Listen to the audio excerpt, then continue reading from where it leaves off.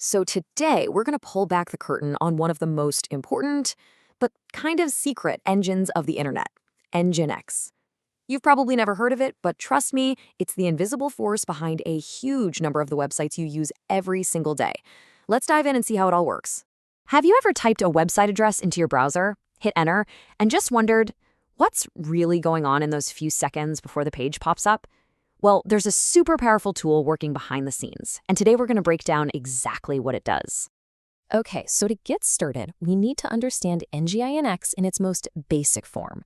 Before it became the powerhouse it is today, it started out as a simple but incredibly efficient web server. So what is a web server anyway? Well, the easiest way to think about it is like a waiter in a restaurant. When you sit down and decide what you want, you place an order. The web server, that's your waiter. It listens for your request, and then it goes to the kitchen to get exactly what you asked for. Let's walk through that. First, your browser asks for a web page. That's you placing your order. Then, NGINX, our trusty waiter, gets that order and goes and finds all the files it needs. You know, the HTML for the structure, the CSS to make it look pretty, and all the images. And finally, NGINX serves all of that content right back to your browser. Pretty simple, right? And honestly, for a lot of people, this is where the story of NGINX ends. They use it as a super fast, really reliable web server, and they're not wrong, but that's just the tip of the iceberg.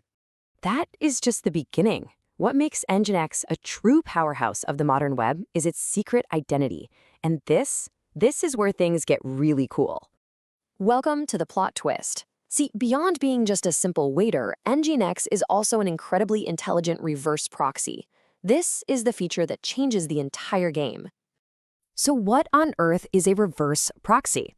Let's switch analogies for a second. Imagine you're visiting a huge office building with dozens of different departments. You don't just wander around hoping to find the right person, right? No, you go to the receptionist at the front desk.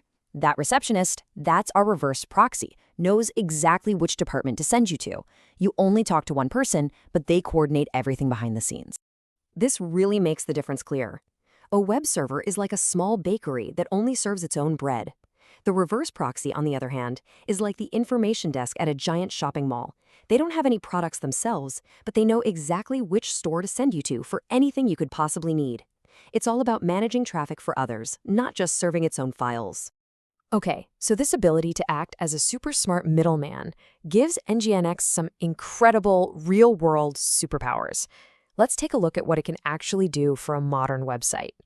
First up, load balancing. Imagine a huge concert lets out, and there's only one exit door. Total chaos, right? Well, NGINX acts like a traffic cop. It sees all the incoming requests and intelligently directs them across multiple different servers. This prevents any one server from getting totally overwhelmed, which means the site stays fast and online for you instead of crashing during a big traffic spike.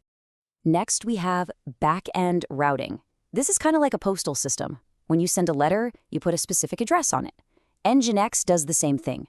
It reads the address in the URL, like say /app1 or /APIv2, and routes the request to a completely different set of servers that are built to handle that specific job.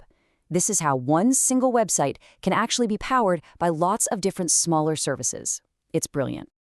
Superpower number 3 is caching, the speed demon. Think about it. If a customer at a coffee shop orders the same black coffee every single day, the barista might just have one ready for them when they walk in. NGINX does the same thing. If lots of users are requesting the same content, NGINX saves a copy. The next time someone asks for it, bam, NGINX serves it instantly, without ever having to bother the busy servers in the back. And that, right there, is a huge performance boost. But what if one of those back-end servers goes down? That's where health checking comes in. NGINX acts like a vigilant watchdog. It's constantly checking up on the health of all the servers it's managing. If one of them stops responding, NGINX immediately stops sending traffic its way and reroutes everything to the healthy ones. And the best part? You, the user, never even know there was a problem. And finally, the API gateway. You can think of NGINX as the security gatekeeper for a private building. It can check your ID, that's authenticating users. It can limit how many times you can try to get in, that's called rate limiting. And it can also direct different people to different entrances based on what they're there for, like routing different API versions. It's the first line of defense and organization. So we've seen all these incredible superpowers. Let's bring it all together. Why is all this so important for building the websites and apps we use every day? So what's the big takeaway here? It's all about simplicity through centralization. Instead of every single little service needing its own separate code for load balancing and for caching and for security, you just let NGINX handle all of that in one central place. This lets your developers focus on what they do best, writing the actual features of the application. It takes a dozen complex problems and turns them into one elegant, manageable solution. You know, I think this quote from the source material just sums it up perfectly. NGINX transforms complexity into elegance, chaos into order. It's not just a piece of software, it's really a philosophy that brings sanity to the often chaotic world of building for the web. So from a simple waiter to the master conductor of a digital symphony, NGINX is a perfect example of the kind of powerful, invisible technology that makes our connected world even possible. Which kind of makes you wonder, right? What other invisible engines are out there quietly powering your digital life?